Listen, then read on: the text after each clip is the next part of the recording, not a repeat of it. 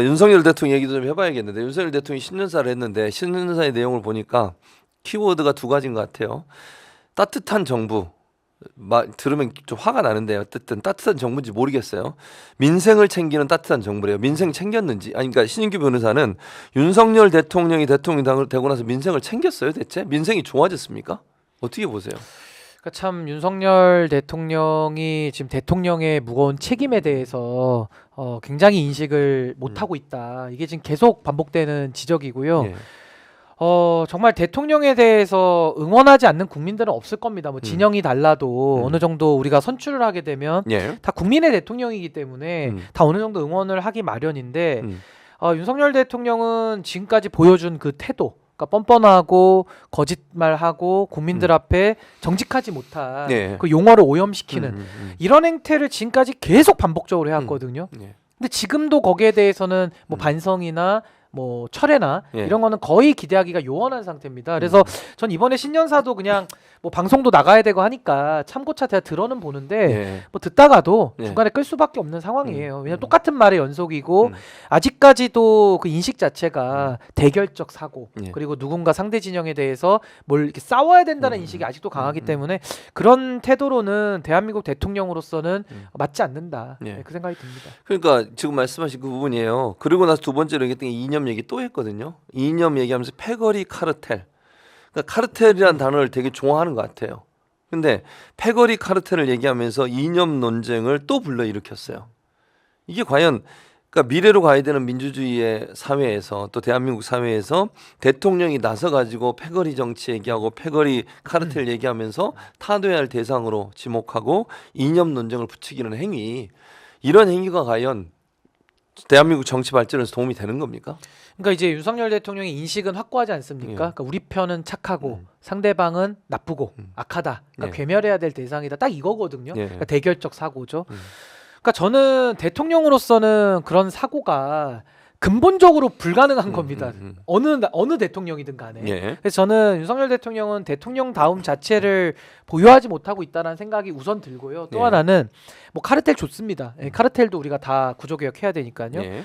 그럼 제 눈에는 운동권 카르텔도 심각하지만 예. 이 검찰 고시 카르텔도 심각하거든요. 심각하죠. 그러니까 민간과 결탁해서 고시 출신 공무원들이 또 대형 로펌에 가가지고 예. 그걸로 또 로비하고 정치하고 뭐 이런 식의 그치. 그러니까 카르텔이라는 것은 민주당 쪽에서만 해온 데에만 있는 건 아니거든요. 그러니까 거기도 있으면 우리가 발본색원 해야 되지만 그 우리 쪽에는 어떠냐 이겁니다. 국민의힘 쪽에는. 예. 그러니까 저는 윤석열 대통령의 그런 시각 자체에도 전 동의할 수가 없지만은 예. 너무나도 편향돼 있고 우리만 옳고 상대방만 나쁘다라는 이 내로남불 사상이 너무 뼛속 깊숙하게 좀 내재돼 있다.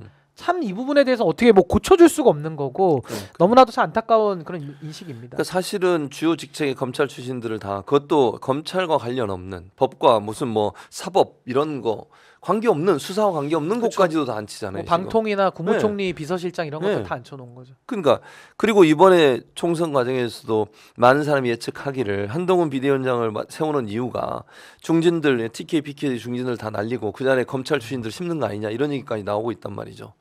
이게 현실화될 가능성이 있지 않을까요? 그러니까 저는 사실 윤석열 대통령을 뽑을 당시에 예. 이것도 사실 양당의 그 적대적 공생관계의 폐해지만은 결국에는 문재인 정부 심판하기 위해서 국민들이 윤석열 대통령을 찍을 수밖에 없는 이 구조 속에서 찍어놨는데 당시에 찍을 때 뭐 이준석 대표의 그 참신함도 있었고 예. 여러 가지 국민들이 희망을 가지면서 투표를 했던 거예요. 근데 거기에 대해서 하나하나 다 무너져 오면서 지금에 와가지고는 그 가장 우려했던 일들이 현실화됐거든요. 예. 그래서 저도 뭐 정치를 오래 하진 않았습니다만은 그래서 정치를 시작한 사람으로서는 참 이 부분에 대해서 국민들께 너무 죄송해요. 참 죄송하고 국민들께서 얼마나 힘드실까를 생각하면은 정말 참 고민이 깊은 그런 저도 고뇌 속에서 지금 이런 단계까지 온 것인데 지금에 와서 보면요. 이제 국민들께서 해야 될 일은 문재인 정부도 심판했고 더 이상 심판 대상 없지 않습니까? 예. 그렇다면 윤석열 대통령의 이런 잘못된 통치 행태에 대해서는 매우 엄중하게 매우 강력하게 전 심판을 해야 된다. 이거 외에는 더 이상 이야기할 게 없습니다. 제가 요즘에 가장 안타까운 게 뭐냐면요. 이거 뭐 민주당도 각성해야 될 부분인데 이준석 대표도 한동훈과의 경쟁 관계다 이렇게 나가기 시작해요. 그러면은 차기 구도로 가자는 거거든요. 그러면은 이준석 한동훈이 경쟁을 하면 그럼 이재명 대표까지 3자가 경쟁하지 않습니까? 그럼 윤석열 대통령에 대한 책임은 도대체 누가 묻습니까? 제가 봤을 때 다 그 귀책들이 있거든요. 이재명 대표도 본인이 윤석열 대통령 못 이겼고 이준석 대표는 윤석열 대통령을 탄생시킨 데 가장 큰 공로가 있고 한동훈 장관은 지금 정권의 2인자 아닙니까? 근데 셋이서 뭐 하고 있나 이 생각이 드는 거죠. 국민들 입장에서는.